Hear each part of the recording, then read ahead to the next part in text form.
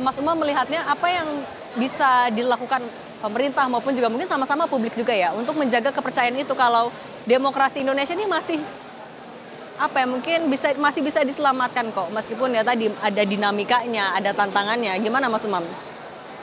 Ya, konteks demokrasi tentu menjadi tanggung jawab bersama ya, bukan hanya menjadi tanggung jawab partai-partai politik, tetapi juga seluruh elemen masyarakat sipil dari termasuk juga teman-teman media, karena media, civil society adalah bagian dari pilar yang paling sehat dari sebuah proses berdemokrasi. Tetapi memang realitas politik yang berkembang cenderung kemudian meletakkan situasi yang memang tidak mudah. Kalau misal kita cermati per hari ini, ada kecenderungan, kalau misal tadi hasil observasi yang disampaikan oleh Bang Andreas Hugo Pareira, mengatakan bahwa ada kecenderungan pola kekuasaan yang menggunakan strategi stick and carrot. Dalam konteks tertentu, carrot diberikan sebagai sebuah bentuk apresiasi terhadap loyalitas dan juga dukungan.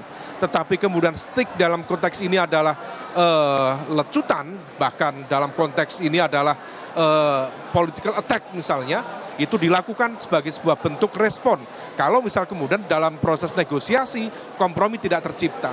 Nah ini yang kemudian perlu kita cermati, apakah kemudian praktik-praktik berdemokrasi ini, berpolitik ini, akan memperkuat demokrasi atau justru memperlemah demokrasi.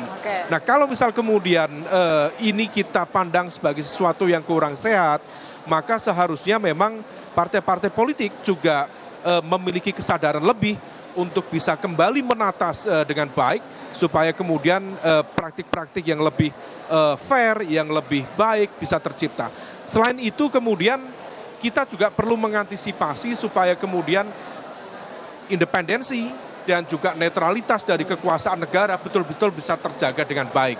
Nah kalau misal kemudian lembaga-lembaga negara seperti siapapun ya, TNI, Polri, Badan Intelijen Negara, ASN, kemudian elemen-elemen yang lain bisa kembali pada tugas-tugas pokok dan fungsi dengan kerja-kerja teknokratik dalam konteks pemerintahan, tentu dinamika demokrasi ini akan jauh lebih matang dan juga bermakna. Tetapi kalau misal kemudian mereka justru membuka ruang secara personal, secara institusional sebagai bagian dari mesin kekuasaan dalam kontestasi kekuasaan, nah ini yang justru akan melemahkan kualitas demokrasi itu sendiri. Oleh karena itu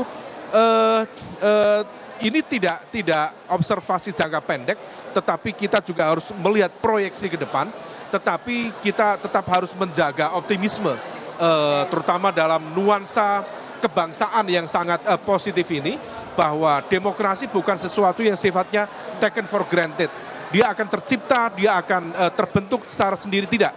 Tetapi dia harus diperjuangkan, harus dirawat, dan harus dijaga. Nah oleh karena itu tentu akan mengalami up and down, dalam satu sisi akan meningkat, menguat, sisi lain akan melemah, tetapi konsistensi kita dan komitmen kita untuk menjaga bersama ini, itu yang kemudian harus kita saling mengingatkan, saling menguatkan satu sama lain. Oke, itu jadi PR bersama ya, tidak hanya pemerintah saja, partai politik saja, tapi kita juga masyarakat punya PR yang sama.